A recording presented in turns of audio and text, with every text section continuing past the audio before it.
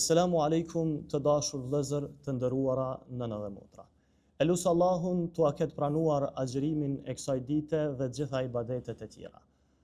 Jemi në muajin e ndryshimit, në muajin e reflektimit, në muajin e përmirësimit të vetvetes tonë.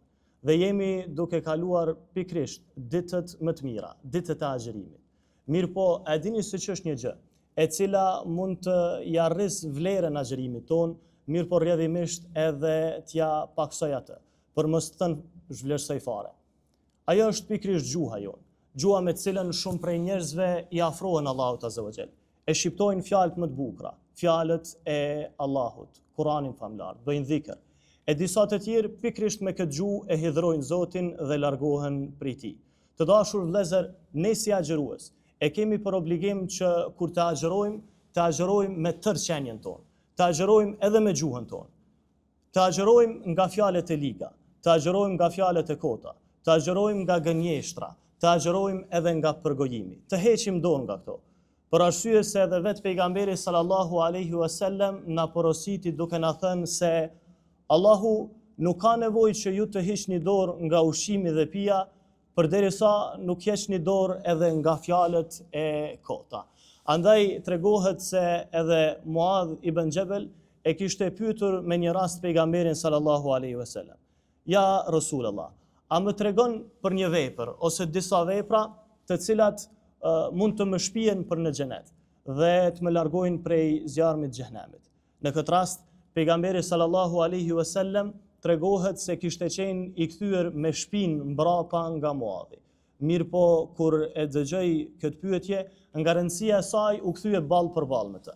Dhe i tha: O Muadh, ke pyetur për një çështje e cila në parim është e lehtë, mirë po shumë prej njerëzve e neglizhojnë atë.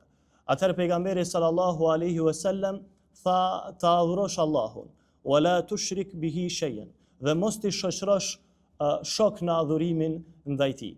Ta falësh namazin, ta japësh zekatin, ta agjërosh pikrisht muajin në të cilin ne jemi tani dhe nëse të jepet mundësia ta kryesh edhe obligimin e haxhit. Pas kësaj pejgamberi sallallahu alaihi wasallam përmendi edhe një sër veprash tjera.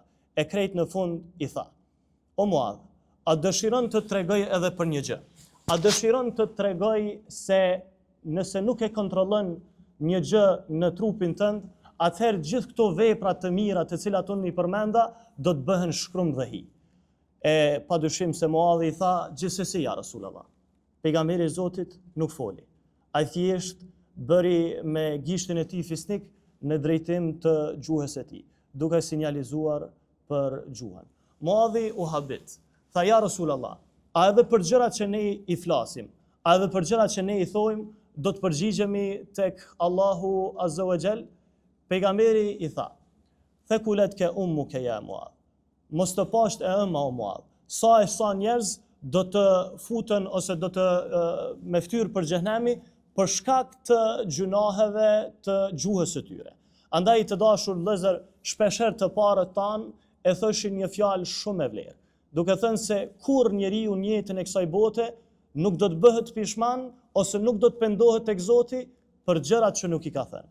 Ai gjithherë do të jetë pishman dhe do të pendohet për fjalët që i tha. Ky muaj përndryshe njihet si muaj i përmirësimit, muaj i përmirësimit vetvetes tonë. Andaj le ta fillojmë këtë përmirësim nga vetja jonë, nga gjuha jonë. Për arsye se edhe Allahu na tha në Kur'an: "Wa qulu lin-nasi husna." Njerëzve folju me fjalë të mira. Njerëzve folju me fjalë të bukura. Pastaj të dashur vëllezër, edhe pejgamberi sallallahu alaihi wasallam na ka porositur duke thënë se edhe nëse dikush ju shan apo dëshiron të rrihet me ju, thuani: inni saimun, un jam agjërues. Tregohet një rast posaçërisht kur pejgamberi sallallahu alaihi wasallam ishte me Ebu Bekrin. Dhe kishte ardhur një njeri dhe ofendonte Ebu Bekrin pa ndalë. Ebu Bekri thjesht nuk reagonte, nuk fliste asgjë. Mirë po, dikur pas edhe pejgamberi a.s. po buzëqeshte. Ebu Bekri u ngrit në këmbë dhe ju kundërvy atij personit. Mirë po pas se pejgamberi me njëherë u largua nga i mejlis, nga i vend. Kur pejgamberi u largua, Ebu Bekri e la me një anë atë njeriun dhe shkoi për ta ndjekur pejgamberin a.s. Dhe i tha: Ja Rasulallah, gjesa ai njeri po më shante, më ofendonte mua, ti nuk reagoje fare. Kur unë ngrita në këmbë dhe ju përgjigja kritikave dhe ofendimeve të tij, ti u largove nga unë. Ja Rasulallah, çku gabovan? Çfarë gabova unë këtë situatë? Pejgamberi tha, një fjalë shumë të vjetër. Tha, o Ebu Bekër, vallahi gjersaj po të shante, po të ofendonte, po është një melaçe të Zotit, e cila ishte afër teje dhe bënte dua për sabrin tënd, e luste Zotin. Mirë po, kur ti ja ktheve me të njëjtën kartë, atëherë në vend të melaçes, rrjedhimisht erdhi shejtani dhe ai po të mësonte se çfarë të fliste. Të dashur vëllezërit e mi dhe ju motra, i fort nuk është ai i cili e kundërshton dikën. I fort nuk është ai i cili e nënçmon dikën.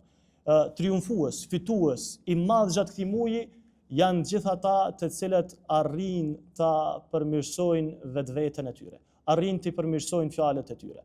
Andaj për fund e lut Allahun Azza wa Jall na bëj prej atyre të cilët gjatë këtij muaji gjuhët tona janë të lagura me përkujtim ndaj tij. Janë të lagura me përkujtim nëpërmjet Kuranit, me dhikr dhe jo me fjalë të liga dhe të kota. Assalamu alaikum wa rahmatullahi wa barakatuh.